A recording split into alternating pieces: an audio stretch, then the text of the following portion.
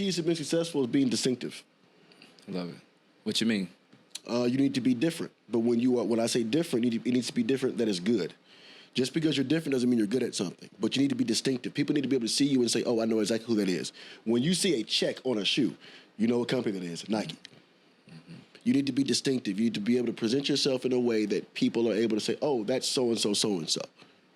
So when I hear the barber world is oversaturated, yeah, it's oversaturated with people doing the same thing. You don't hear McDonald's talking about the burger industry is oversaturated. They ain't worried about everybody else. They worry about what they do and how well they do it. But it's true, though, Jhase. Like, it is true. The barber industry is oversaturated. Well, the world is oversaturated with every music. Or there's so many industries that we can label as oversaturated. But it's true. But here's the difference. 8 billion people in the world, right? Approximately 8 billion. Nobody has the same thumbprint. Nope. Which means that 8 billion people bring something totally different to the table. Or can, yes. I think they do. But they don't tap into that different thing, which is what you're alluding to. The can. Right. But, you're capable. You're capable. But people, again, find it hard to be distinct. So a lot of people are very influenced and inspired by what they see or what they're around.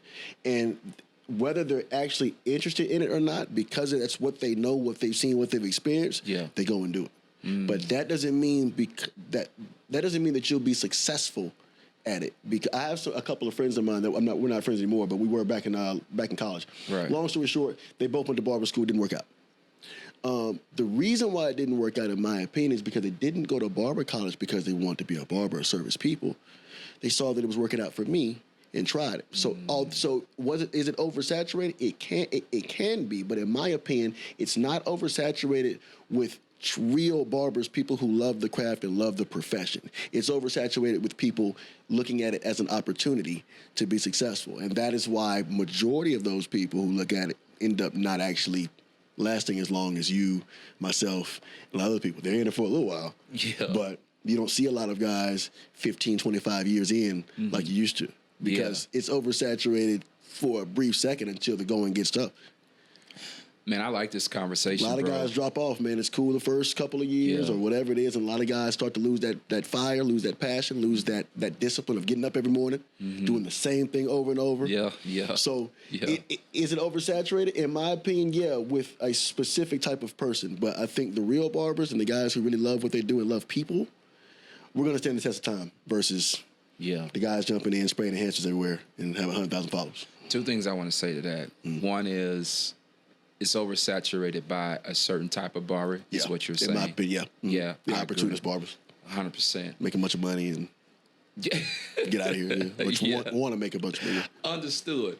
And the second thing, bro, is you spoke to foundation. And I've been studying foundation. As a believer, recently I have been trying to build out something for barbers. Right? But before I built it out, I said I want to study about Solomon in the Bible, who happens to be the richest man in the world, right? In the Bible, he says that he wanted to build a temple, right? So everything meant something.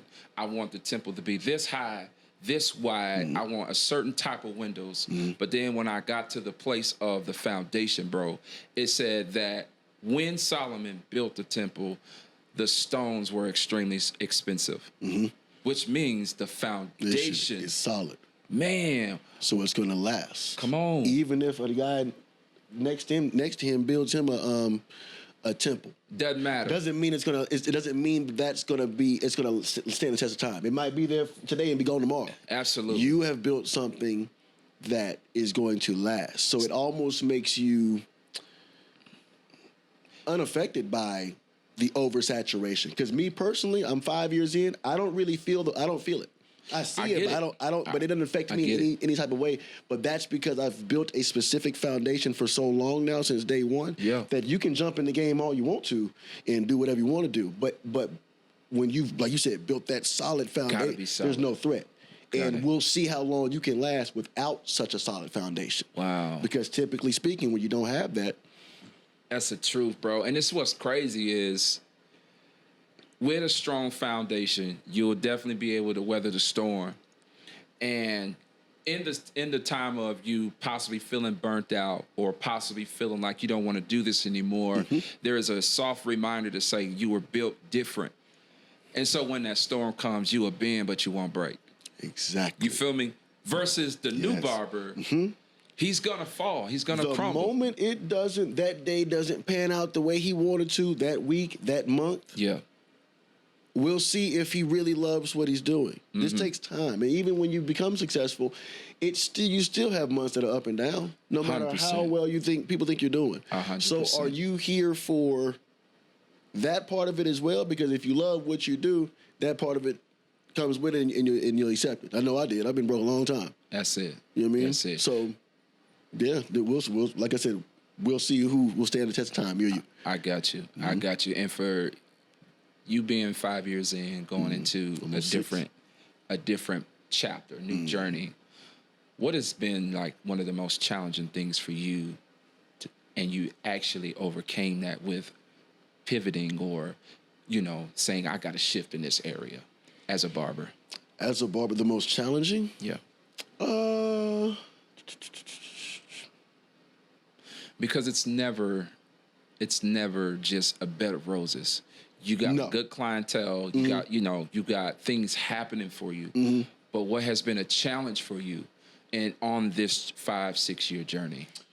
Organization. Getting to a point in my career where I was saying yes to everybody, and to the point where I'm servicing a lot of people, but it just got real chaotic, real unorganized. And I need to learn. The challenge was me learning how to either say no, or really just get more structured and more tight with my schedule. Okay. I was such a people person at one point. If you wanted a haircut, come on. But it got to a point where it was so many people that I became very unorganized, and my system became very just chaotic and kind of all over the place. That's dope. Which, if I continued that way, would hurt the business. Because now you got guys coming in double booked. You got guys waiting 30 minutes because this guy was running late or I was running late, and it just became very just a lot going on. So I would say the biggest challenge was learning how to turn down money. Because when you grow up not having a whole lot and things start picking up for you, man, you want every dollar you can get, but you start to quickly realize you just can't. It's not sustainable. It's not sustainable. You got to do what makes sense. So I think the biggest challenge. I feel like Barbers is winning right now. Oh yeah. Oh, y'all winning. Yeah, we winning. Y'all definitely winning. Shout out to all the barbers that's watching the show. You might be cutting right now while you're watching it, but shout out to you. Keep winning, keep grinding, because for the longest of time, we were on the lowest of the totem pole. I disagree wholeheartedly. That's okay. Yeah. That's okay.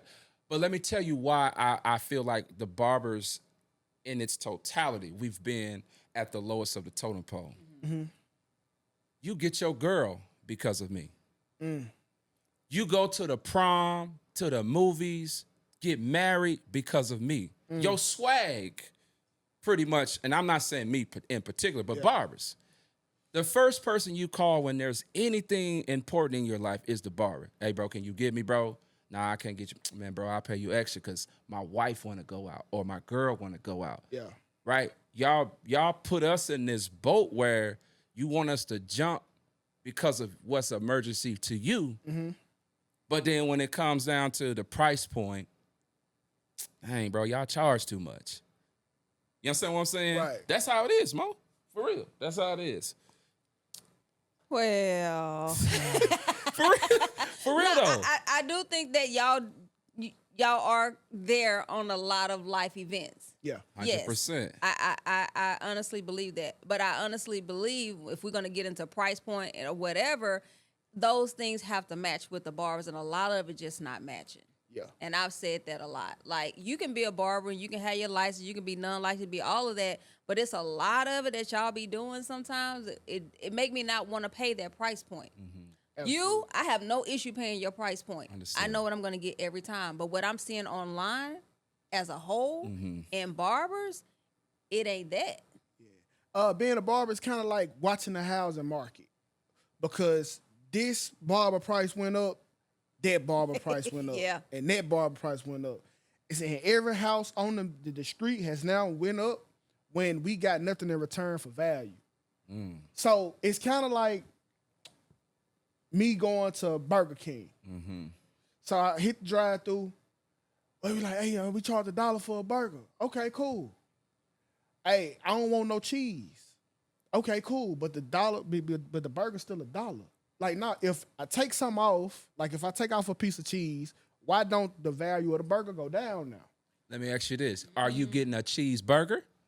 Are you ordering a cheeseburger? Because it come with a cheeseburger. I mean, it come with cheese on it if you're ordering a cheeseburger. Yeah, I get that. But see, the thing is, y'all prices, because you at the top of the show, you said barbers are winning.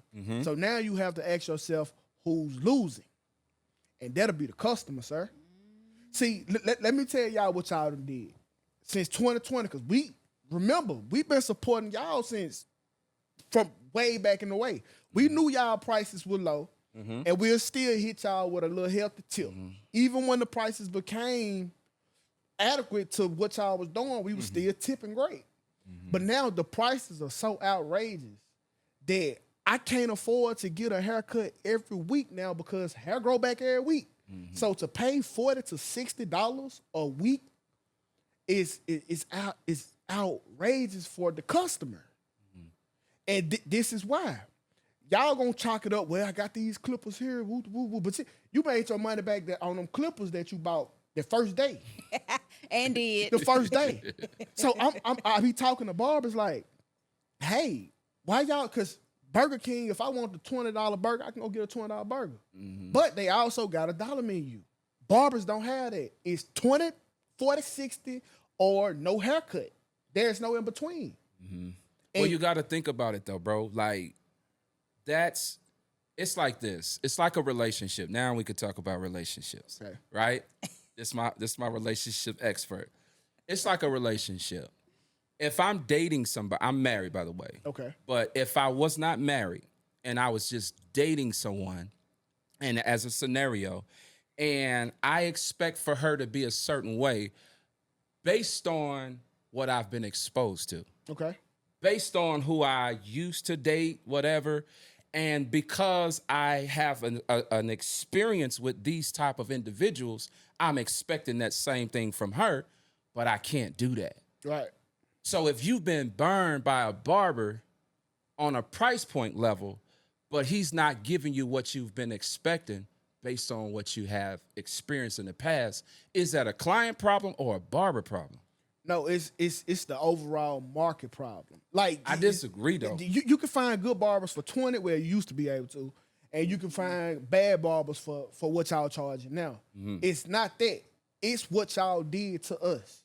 How did we do it? Y'all turned y'all back on the people that made y'all. And 2020 did it. And there's been no looking back. It was all fine and dandy to 2020. Now y'all say, yeah, the things that I have to hear from barbers is outlandish. Y'all get to telling us, well, man, they went up on the light bill. Like I don't work a job. Can I go to my boss and ask, hey, bro, my light bill high this month? Yeah. Can I get a raise? No, we cannot. The way that y'all did us, we ain't seen a move like that since black women traded for welfare. Wait a minute. We ain't seen that type of betrayal since then. That's what barbers did to us. But Why black women always got to get thrown in it? That's just the perfect example. That's not don't the feel perfect bad. example. It's black men this time. Well, okay, so I'm going to go back to you. God dang. Yeah, it's that hurt. It hurt that bad. No, I'm going to go. 2K hurt. Yeah, we hurt. The community hurt. But I think it's what we did to each other, right? I think 2020, I felt like when we came back from the pandemic that we would be better, everybody, because barbers were hurting, stylists were hurting, and we were hurting because we couldn't get our hair cut. Y'all couldn't make no money. So I would have thought that y'all would have came back better as far as communication, service, pricing. I didn't have an issue if y'all would have went up. I felt like customers should have came back better. Like, dang, I appreciate y'all more. Mo, this why they didn't come back better. Why? Because the barber was still cutting during the pandemic. They were. This but one they we were, this the first time we was giving them the 40 and the 60. right. So we was out of desperation. Cutting our own stuff. Out of desperation. We was hitting up the barbers. Hey, bro, I go ahead and give you 40 or 60. And the barbers took advantage of the people, and now this is my price. That's true. When it was an emergency, we just wanted to cut because we were still kind of active outside, especially if you were black. I was paying $100. I paid my best friend is a barber. Yeah. I paid my best friend $100 for a haircut during the pandemic. Yeah. Because that was their price. And during the pandemic. They took advantage of the situation. I understand and they that. never let it go. Although we don't get the the unemployment checks no more. That's gone. It ain't no more PPP money. That's gone. The reason why y'all was charging that much because y'all knew that the money was there. Okay. All of assets are gone, but the price are still the same. The price is still the same. I have to agree with you on that. I don't, and I'm gonna tell you why.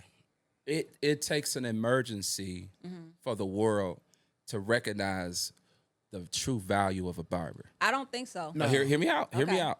So you're saying that you would pay $60 because of a pandemic when you had people really out here dying because of a virus. So you want me to risk my life to service you because you outside. Okay. Right? I watched it, Mo. So he trying to slam dunk me. Watch this, Mo. Turning down money, telling people, no, I can't take your money for a haircut. Not because I don't want to, I just don't have the time. I've been here since 8 a.m. It's 9:30. I have a 10-year-old daughter. Right. Absolutely. You know what I'm saying? I have a house that I pay rent for that I want to see. Absolutely. You know what I mean? I have a bed that I want to lay in. So turning down money, turning off that gotta get it mentality. I got you. And understanding that you need some time and some rest. Yeah. You know what I'm saying? That's dope. I like it, man. And you definitely touched on, that thing that a lot of barbers struggle with, being organized. And what I heard in that whole thing is creating a system. Yes. When you create a system that works for you, of course, over time, it probably will evolve and change and switch up, but creating a system early. And as long as you have a system that works for you, you can stick to it. Your life becomes streamlined. Get up every day and do the same thing at the same time, and just as long as you can stay on that, I mean, you're bound to be successful. Consistency is always going to breed success. You just got to find a system that allows consistency to be easy for you. Wow. Most people lack structure and system, get up and kind of freestyle every day. Well, prepare to have more stressful days. When you have structure and discipline and routine, you can lower the probability of things going awry or having random sporadic issues that you got to solve. So I encourage everyone to have some sort of daily routine and system you stick to. It's okay to deviate here and there, but make sure that the main thing is the main thing. That's so good, bro. That's so good. So with this new space, are you doing a grand opening? Are you doing all of that? Absolutely, everything. This is, in my career, this is the point that I've been working to get to since I decided to be a barber. I've always wanted my own private space, always. Wow. And I actually cut hair for a long time. And again, the money part got to me, so I kind of pivoted and kind of just was having a great time for a long time and kind of put off, I'll get to it. Yeah. And it got to a point where it's like, all right. Yeah. Let's get it done. You know what I'm saying? Yeah. Let's have something to go out and celebrate. That's dope, man. I'm excited for you, bro. I know you don't want to share too much, but what's going to be a drawing tool for those clients that don't know who you are? Once you do the grand opening, get settled into the shop, that potentially want to be a client of yours. The biggest draw is that I'm creating an environment that is serene, it's peaceful, it's quiet, it's very client-driven and client-focused. And when people come and see the space, even from the decor, the color that I've chose, the furniture, everything plays a part in creating an environment that makes the client feel comfortable, calm, peaceful, and just serene. And I think that as men, there's not very many places that we can go and get quiet.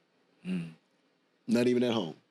Kids, wife. Yeah. There's not a lot of places besides the bathroom in the morning Yeah. that you can get some just peace and quiet. You on the phone and doing your business. Yeah. So I want to create a space where a guy can really just put his phone on the charger. Yeah.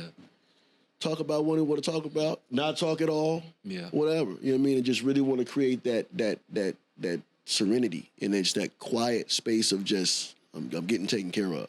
I love it. You know what I mean? I love it. Our suites are even soundproof. So as soon as I close the door, that's dope. So just want to create that calm, that peaceful space of just relaxation. I love it. Do you offer any like additional services? Your facials, your Not now, but I will there. Okay. So now I've kind of just been haircut and beard, haircut, straight razor, enhancements. But as I make this move, yes, I'll be updating the menu tremendously. We're adding some things. And really just, like I said, it's going to be client-driven. So a lot of the services that I'm adding are going to take me more time, right? But I don't mind because I'd rather give you more effort and give you more of a service than I have been anywhere I've been at. Super dope, bro. And that doesn't necessarily mean I'm going up on my prices. So you won't? No. If you don't mind me asking, what do you charge? For full service? Full service. $60. 60. That's enhancement, straight razor, facial all hair. Included. All included. That's what's up. The only reason why I'm not going up is because there's no need to. Really quick, walk me through that. What do you mean by that? In my opinion, when it comes to raising prices of any sort, analytics are going to tell you what you need to do next. So, when I look at my books and my bookings, I am booked out about 80% of the time, right? So I'm not super full, I'm not over full, but I'm full enough. At that price point and the tips that I receive, I just feel like it's a very sweet, it's a sweet spot, especially in today's climate, because you have a lot of barbers who are really, really cheap, and a lot of barbers who are super expensive. But there's not a whole lot of just kind of in the middle. You know what I mean? I got you. So I feel like it's very important to charge a number that makes sense for yourself and your business, but that also makes the client feel like they're getting a bang for their buck. Got you. You know, so 60 works for me with a tip. It works for my lifestyle. It works for what I need. And it also, with the service I render, clients feel like they're actually getting more of a service than $60, which subconsciously makes them feel like, oh man, this is affordable or cheap. And to be quite honest with you, $60 is not really cheap or affordable. It's about on par. But they're walking away feeling like they're getting more than what they're spending. Yeah. So therefore, I end up winning. I got you. And So- it's like a middle point. It's a middle point. It's a middle point. It's a middle point. Anything more than that, in my opinion, I as a consumer, I'm expecting the red carpet. If I'm paying you $75 to $100 as a regular spot, For sure. I'm expecting the rollout. I love it. A lot of barbers are charging different prices. I think the main thing that I see is, again, some of the younger barbers coming into it thinking with a financial mindset. I just want the money and not creating I like what you said, a customer-driven environment. I love that, bro.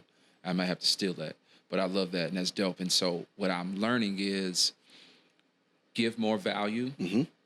You'll always be booked. You ain't gotta expect you always. You don't have to raise your prices every half so often. 100%. You don't make a lot of money by having ridiculous prices. You make a lot of money, first of all, by being good at managing your income.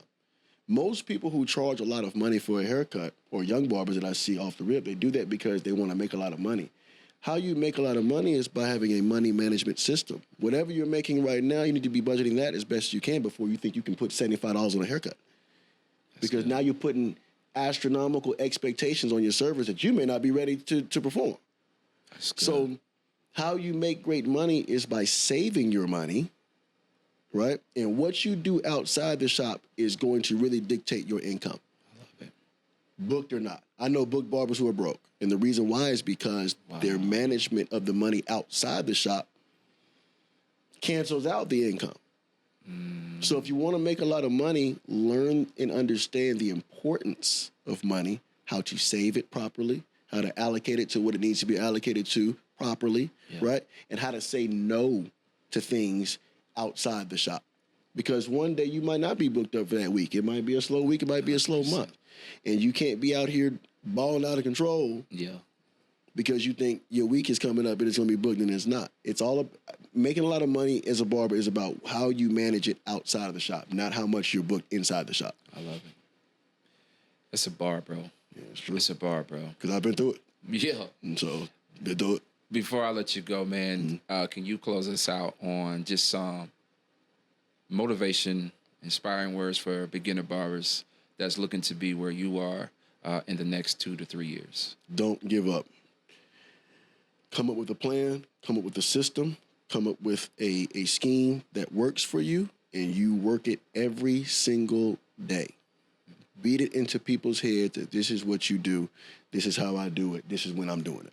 When I was in barber school, one of my running jokes I used to always make was, hey, y'all, I'm in barber school now.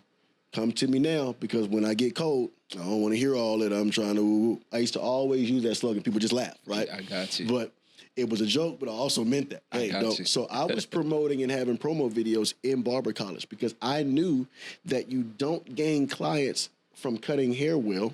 You gain clients from marketing and presenting yourself well. You retain clients by cutting hair well. Once they get here and see what you're capable of doing, what are they going to say? Right. They were attracted in the first place, and now you've met that you've exceeded the expectations. So now they're like, oh man, that's my barber. It happens all the time. I hear guys do it all the time. Man, I found you on Instagram. Ooh, I know what they're expecting. Give them exactly what they're looking for. Yep. First thing I hear is, oh man, I'll see you next week. Yep. Hey man, or I come every week, or I come every this time. And man, I knew I flew. So it's always that. Yeah. So inspiring words, just don't give up. Find you a system. Find you a plan. Find you a target audience, people that you want to service, right? And stay consistent in that.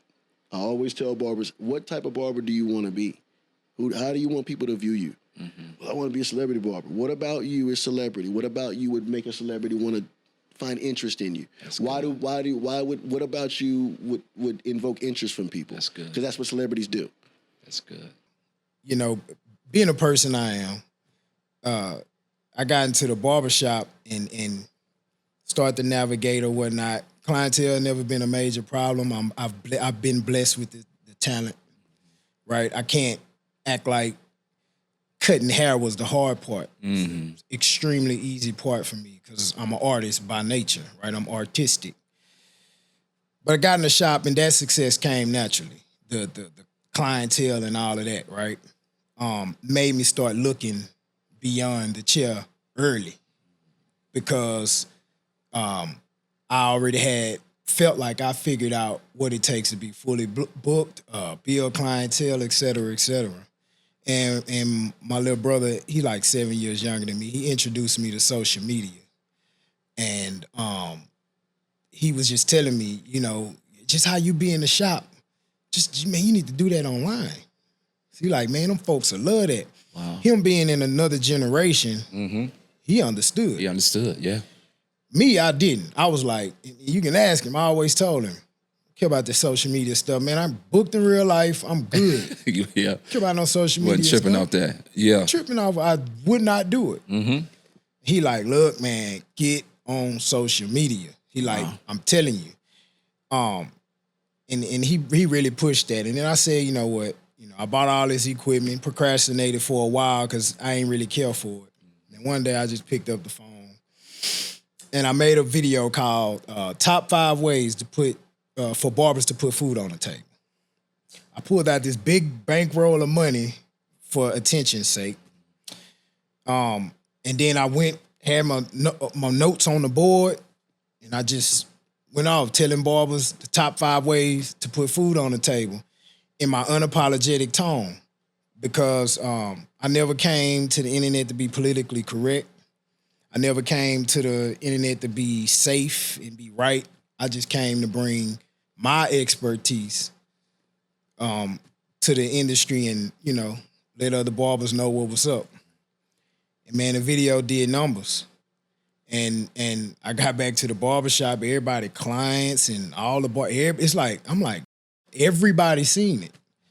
And everybody steady coming up to me, man, good video, man, I see what you're doing, keep it up, da-da-da-da. I said, all right, you know, they picking up what I'm putting down.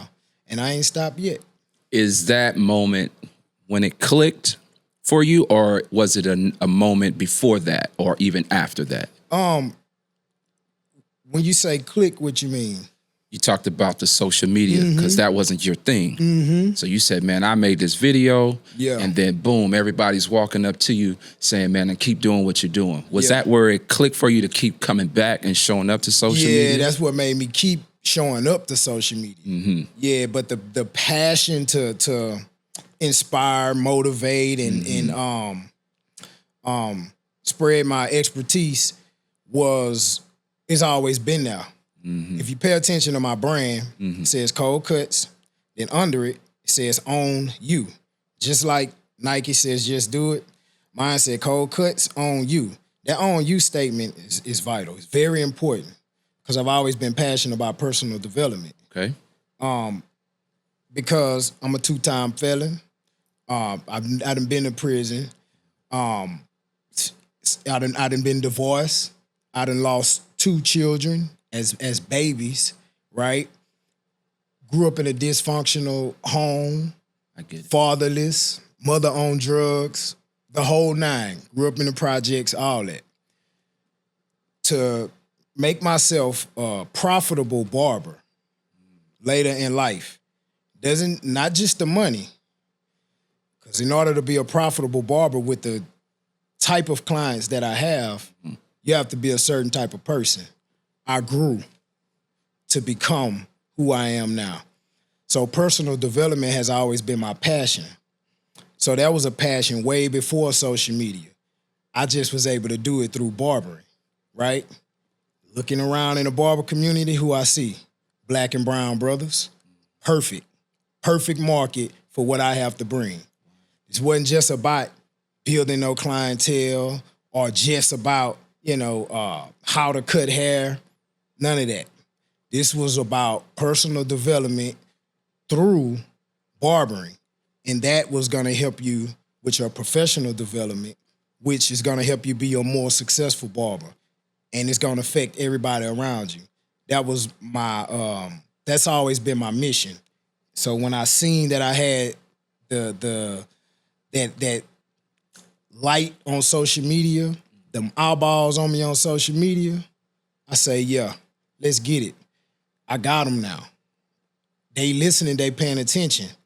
If you pay attention to my entire portfolio, I would say at this point, because I've been doing this for a little minute now, consistently, you'll notice it's not traditional barber game.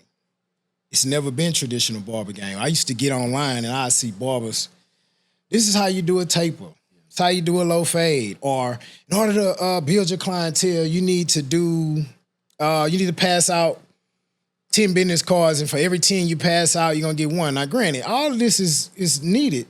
Barbers need to know how to cut hair, and some barbers need to pass out business cards if that works for them, right? Just traditional game. Everybody trying to be politically correct. Yeah. People tiptoeing and scared to say what. I came in hitting them hard.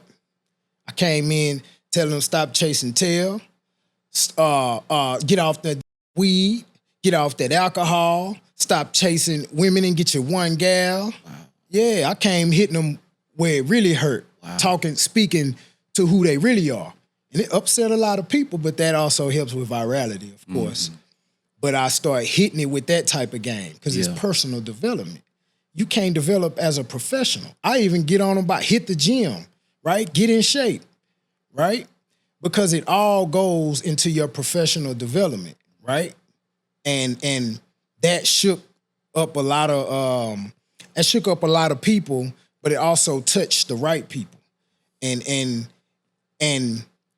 I had a lot of, at the time you would call them OG barbers, guys that was been in the game and that's older. A lot of them rejected it because they felt like I had too much attention on me, but they've been doing this for 30 years or whatnot, and it was too much attention on me. So of course, when I started, I got the whole, who do you think you are? Who are you? What have you done? What you own? Da-da-da-da-da, right? Was that some of the DMs you were getting? Yep, DMs and comments as well. Wow. Yeah.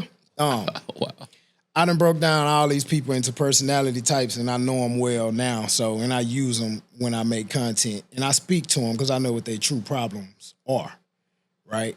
So I speak to their issues because it's all psychological, man. You speak about psychological, and you speak to breaking down who these guys are. More importantly, you are focused on personal development. What is one book that was like a game changer for you when it comes to personal development? Personal development. And I've read a lot of them. And the reason why I'm asking, Cole, is because nobody talks about, from a barber's perspective, personal development unless they have gotten tapped into one of those books. There's a book. Can you curse on here? Bleep it out. Yeah. But there's a book called The Subtle Art of Not Giving a F. That's the name of the book. It's an orange book. Forgot the author. I read that, and like right when I started, I had read it. And it just basically tell you how you overthinking on a lot of things and how not to care when you're moving forward. Like, do it.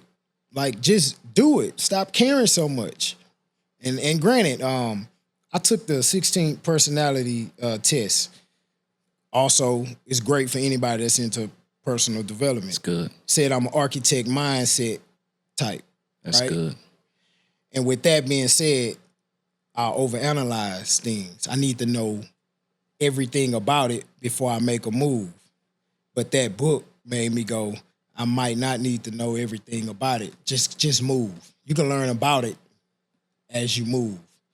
And I've always been, I'm an avid reader to this day. I read leadership books, all that. A lot of personal development, financial development as well. I'm very much into that. But that book there did it for me. I got you. I'm saying though, but I'm saying 2K, you got to think about that. That's how we as barbers, and you said we took advantage of y'all. I think clients have taken advantage of the barbers for years. I'm telling you. I get what you're saying, but like I told you before, barbers never treated this as a profession. Most barbers treated this as a side hustle. Facts. They had a 9 to 5, and then they would come cut hair after hours Facts. or on the weekend. So the reason why you guys are up now is because now it's a profession. Now, Mo, you said you was in the military, right? I was. Have you ever deployed? Of course. Did you get some pay increase? It was called hazardous pay? Yes. Okay, so is it a safe assumption that if you was charging $20, I see where you going. if you were charging $20 for a cut, Okay. and we start giving you 40 and 60, That was for the hazard. Oh, okay. Now this job is no longer a hazard. It is no longer dangerous. Okay. In fact, it is so safe that most barbers have suites, and you never get to meet anybody else but your barber there. It is safer than it has ever been. Ooh, AP. But the he may have price a is point. still is one of the hazards. He may have a point, AP. Your prices went up because of the hazard. Come on, But now now. that the hazard is gone, the prices should somehow level out. Especially now with the economy. I don't think barbers now are okay. We're gonna Barbers agree on used this. to be our Barbers friends. are not taking it. They did. Yeah, I don't think So y'all we not taking friends now? Sometimes they not. I met you We and are I became friends. We are I met friends. you and we now friends. Yeah. So what are you saying? But we don't get to talk that often. And you know why? Because you moving around. No, you got 'cause your stuff going price on. is high. I can't come see my friend. No, man. Hey, you can come kick it anytime you want. You know what I'm saying?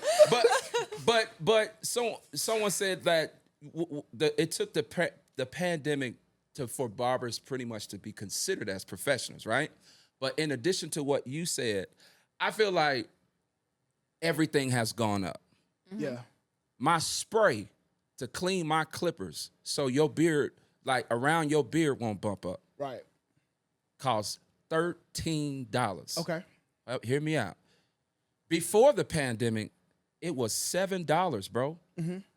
In some places they were like Cool Care. It's like $5.99.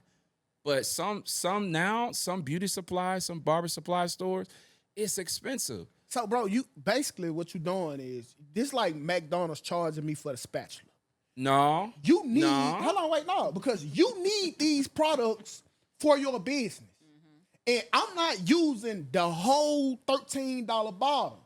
Are you okay, well, listen, it's 2 sprays for you because you got a bigger face, so that'll be 50 cents added to. You ain't doing it. No. You charging me full price for the bottle every time I get a cut. 100%.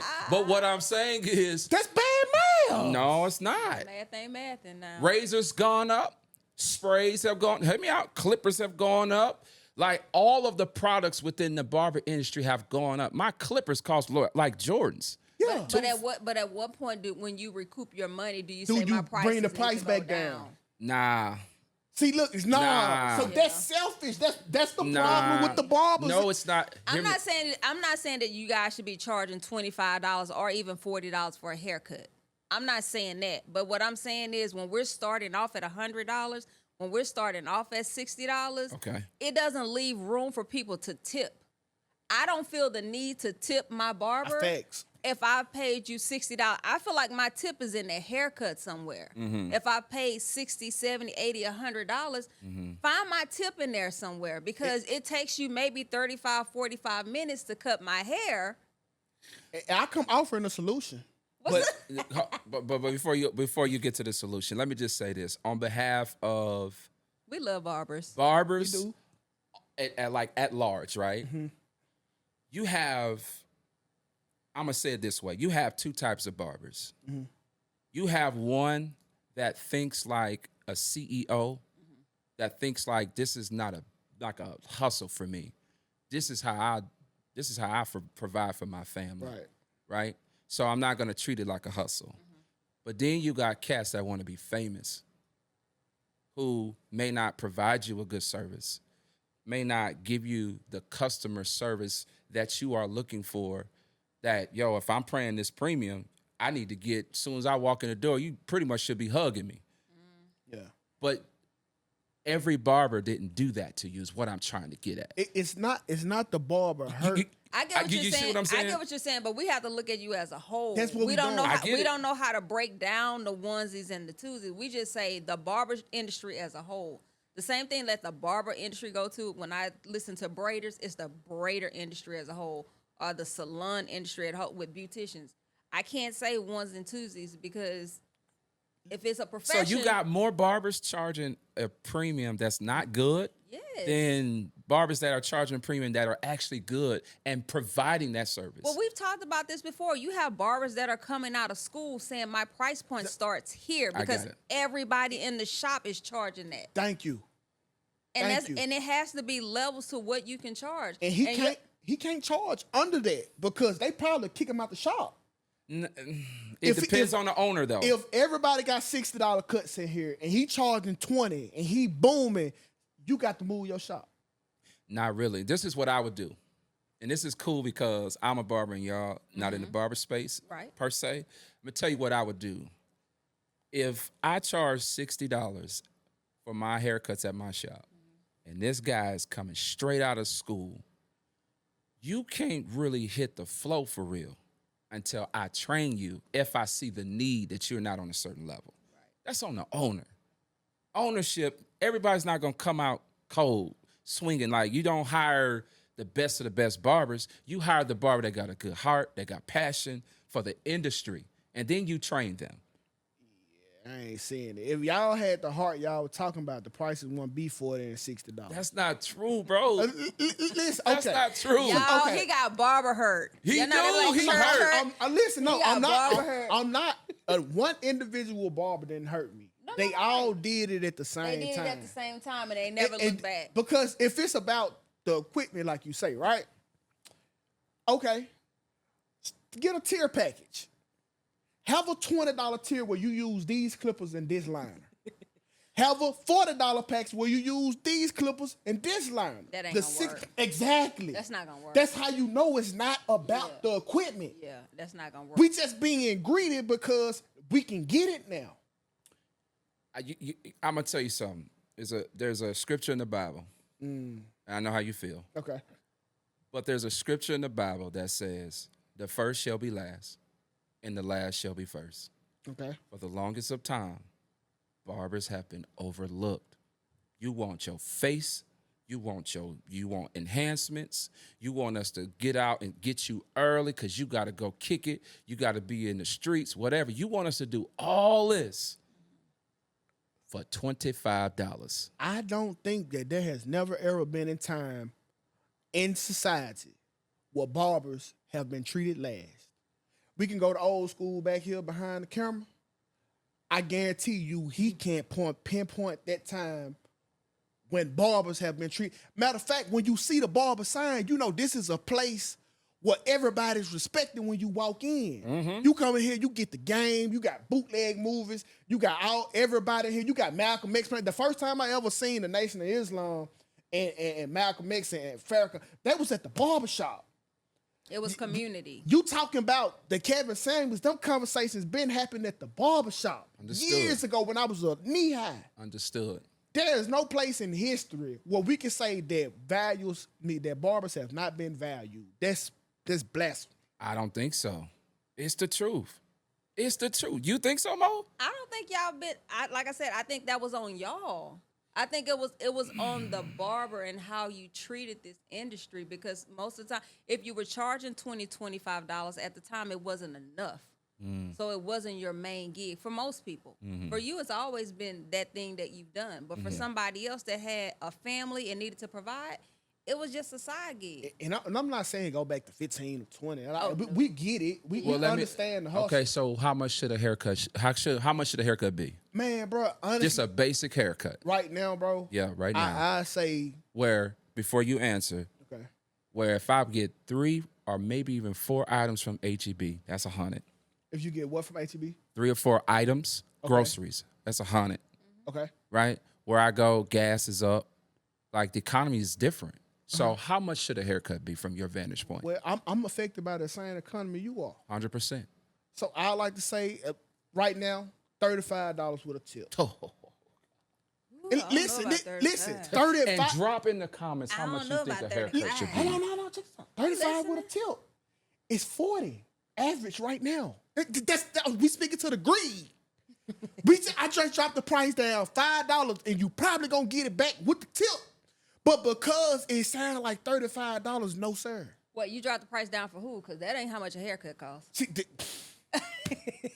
It's not, it's too bro. outrageous. Y'all Yeah, are making that's more not- than doctors. Y'all are making $60 every 30 minutes. Mm-hmm. Y'all are potentially making $120 an hour. Mm-hmm. There are doctors that had to go to school for 14 years to make what you pay. Well, we can't do the comparison. Yeah. Everybody choose their thing. Yeah, so, no, I'm not mad at that. Yeah. But I'm just saying, like, let's be for real. This hair grow back next week. Yeah. Like, it used to be a thing where dudes take their sons to the barbershop to get their hair cut. I have to pick which week and who gonna go. Like, wait. Or if you gonna practice on them yourself. Is it me or my son? I'm looking at my son. You ain't got daycare this week, dude. Oh, shit, I'm a slide in there. You can't do both. But see, okay, and that's obviously the reason for this show. More than a barber. We more than a barber, bro. Hear me out. Y'all are. I have clients that talk to me about personal things that I would never repeat. Yeah. Because I understand that this is, in fact, when we talked about this, for black men, the barbershop, if you got a good barber, holistically, it's the safe space. And I can make, because of the gift I've been blessed with, we are giving you confidence. We're making your self-esteem go back to, you got guys that come into, for real, you got guys coming to the shop. Yeah, what's going on, man? Bro, I'm just existing. Yeah. But then when you talk to them and get to the root of whatever it is and give them a dope cut, man, I done gave you therapy session. Yeah. Hold on. I done gave you a hot towel. Yeah. That costs $40 a pack. That ain't got nothing to do with the haircut price, right? But I'm not giving you a haircut. I think that's the biggest thing. I'm giving you an experience that you and your offspring will benefit from. Alluded to, you got a lot of comments. You got a lot of DMs about who do you think you are? And I've been in the game for this amount of time, but here it is, you coming and you struck a nerve to the entire industry. people are paying attention to who ColeCutz, who you are, what you bring to the table. What does that feel like now in terms of the popularity, especially with the content that you're pushing out? Popularity never been my goal, but I do understand social media now. I understand it more than most people because the way I'm growing and the views that I'm getting, I just posted I got 17 million views within the last 90 days, and that's 9 million of those is within the last 30 days. God. Right? And popularity never been my goal, but I do know that you need eyeballs on you for you to be effective. Social media is life now. I tell people all the time. At one point, it was like, you get on social media or not, you're good. Then it became 50-50. Like you need to be on social media and you need to, do your thing in real life. Then it became like 80-20. Right now, man, it's like 90-10. Wow. And I ain't saying don't put that work in real life because we live here. Right. We live in real life. Right. But boy, you better get on social media and you better use it to your advantage and don't be afraid of the eyeballs. So as far as popularity wise and the comments and all that, look, I come from a different era. And if we're in the same age bracket or if you older than me, I was born in 88. We did not have social media growing up. Whatever you did, you had to put your face on it and you had to show that you did it in order to get the respect for it. And whatever that may be, whether it was negative or positive. So when we get to social media, when you got your face in that profile pic and you saying what you saying, you better be prepared for people to have something to say. You better be prepared for the comments and all of that, the DMs, because you're going to get, all of them ain't going to be good. I was prepared for that because one thing I know for sure, coming out of the era I come out of, being that I had to put my face on whatever I did to get my respect for it, in real life, I know what I do and can do. That stuff do not affect me none. Goes back to psychology. No attention is bad attention online now. I'm not into doing corny stuff. I ain't with none of that.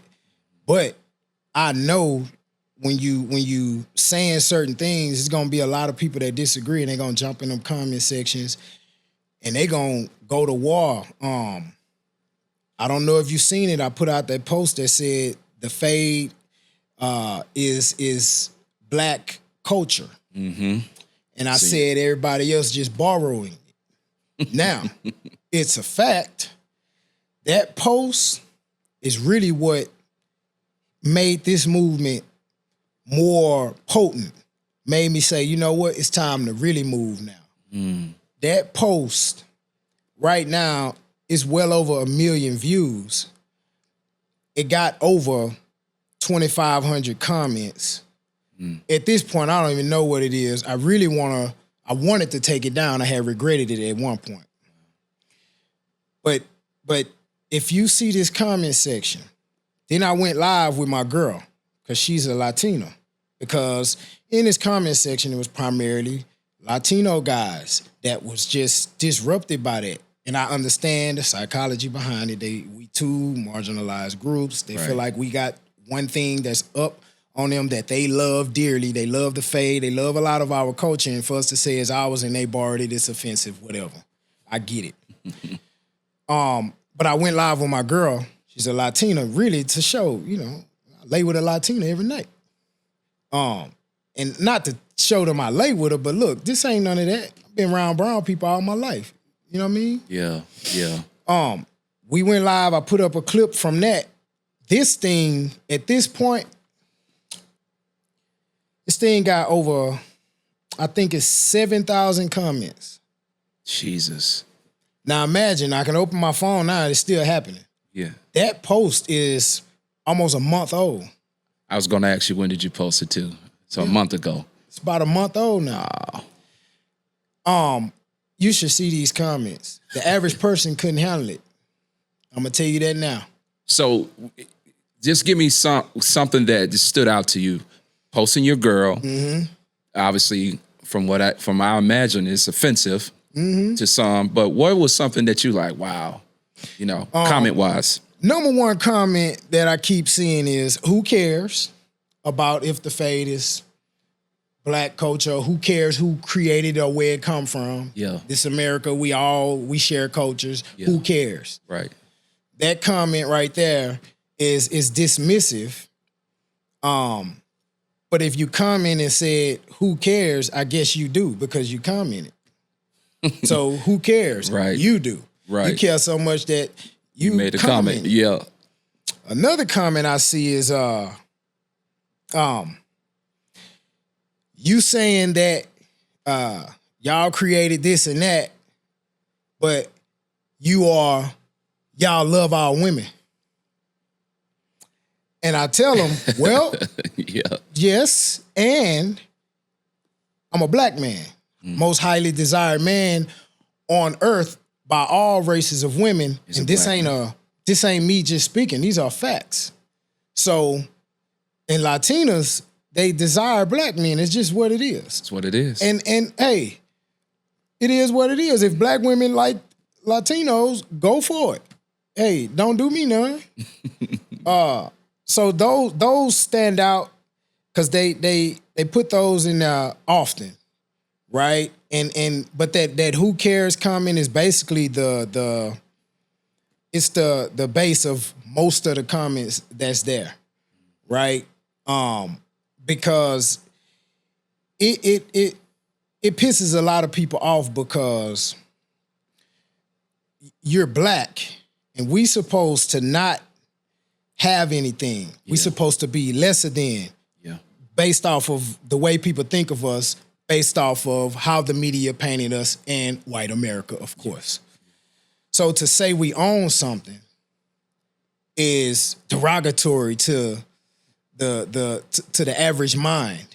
They go, you don't supposed to own nothing. You don't supposed to have nothing. That's right. You don't even supposed to be able to speak freely. But people to even see you speak freely as a Black man, they like, oh, I do not like, who do you think you are? Right? And so those are a few things that stand out to me. And it's like, okay, it's nothing that I didn't expect. But that comment section probably would have shut down a lot of people's page, but it's a lot of hate in it. Yeah. Yeah. But I don't take it as hate. Yeah. I take it as it's a psychological problem. Something's been going on that haven't been addressed. That's why I address it. You talked about the phase started with us. You talked about how that has disrupted a lot. For a long time, because I've been following you, I've been watching some of the things. I don't catch all, but what I have caught, I'm a fan. I'm locked in. I saw that fade post, and I'm like, man, Cole is saying things that a lot of barbers won't say. They're afraid to say. We had a conversation offline. They are afraid to say. What you are saying, other barbers is like, look, I'm going to leave that to Cole. You have literally, bro, created a lane that no one's in. So the opportunities are about to be endless.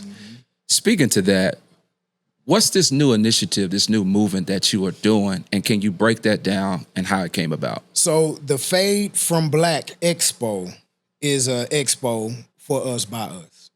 Black, it's Black centered, Black funded, Black sponsored, right? If that offends anyone, then you gotta check yourself. And I started that because I seen the disrespect of Black barbers in our industry. Now, nobody's coming out saying, screw the Black barbers, or we don't like Black barbers, da-da-da. They wouldn't dare, right? But they doing it in another way. They're taking our culture, bottling it up, and selling it back to us as if they own it. Wow. And then when they get on all of these platforms and with these brands, they pushing the lighter tone, straighter hair. They keeping us out of it. They'll sprinkle a little pepper in there here and there for financial purposes, not for respect. We're not represented. Wow. We're used for ticket sales. We used for eyeballs, but we not invested into, right? You don't see no black curriculums. They act like African-American hair don't exist in the industry. They act like it just don't exist. We get more haircuts than any culture in this country. It's a fact. You know why? It all goes back to our beginning. Yeah. We had to be presentable. We had to be. We had no choice. We wouldn't get opportunities if we wasn't presentable. That's why black people we so serious about our haircuts. Right? There was a time when you couldn't even have long hair. Nothing. You had to get that haircut. Black people get more haircuts than any other race in this country. Why aren't these brands and expos and stuff educating on black hair? And don't tell me it's simple, because straight hair is simple. Them clippers made for straight hair. That's simple. You go straight up and down and you're going to get a fade. With black hair, you got to put some wrists up in that thing. You need some oil on your wrist, right? Yeah, that's good. Yeah. That's and good. there's certain guards that don't complement our hair. You're going to need some wrist work, right? It's more blending going on than fading when you get the black people, right? That's good. Yeah. It's extremely difficult. It's dope. And when you master African-American hair, man, give yourself a pat on the back. Don't let nobody tell you that the straighter hair is the standard. And if you don't know how to do that, you ain't a real barber. What? But anyway, I started the Fade from Black Expo to magnify us, but also give us a platform, give us a foundation, take back what's ours. Now, this ain't against nobody else, because everybody invited, by the way. Got it. Right? Everybody's invited, right? But if you're uncomfortable with it being black-centered, well, then you're not invited, right? You got to get that hate up out your heart, and then you're not invited. I didn't take my own cash and put it into this expo, right? I started a GoFundMe, and I let the people fund it. And we at like 30-some% of our first financial goal already. We are outperforming most GoFundMes right now. And I looked up the data. We're outperforming them. So black barbers stepped up. This ain't something that we talking about. None of that is happening, right? I'm not the one who complain. I don't want to be on the other people's stages, right? When they pay me to be there, I will if the values align, if you value black barbers. If you don't, leave me out the equation. But I let the people fund this that way. It's on us. I'm holding us accountable. And as I push this fund and push for people to support, I kind of hate the word donate, but donate to yourself, because you're donating to us. I tell people, and I hold them accountable. And I'm holding you accountable by putting your donation in there, right? Because you're going to be a part of this movement. You're going to put your name on the wall, right? And we're going to do an expo, but this expo ain't going to be your average expo. African-Americans are unique, let alone the African-American barber. We're unique. We have unique needs, from the hair cutting to financial to personal development. So the education, even the way you entertain us, is unique. And when you're using entertainment for growth, not some barber battle just to feel good, not some MC on the stage like he had a goddamn rap concert just to feel good. No, none of that, right?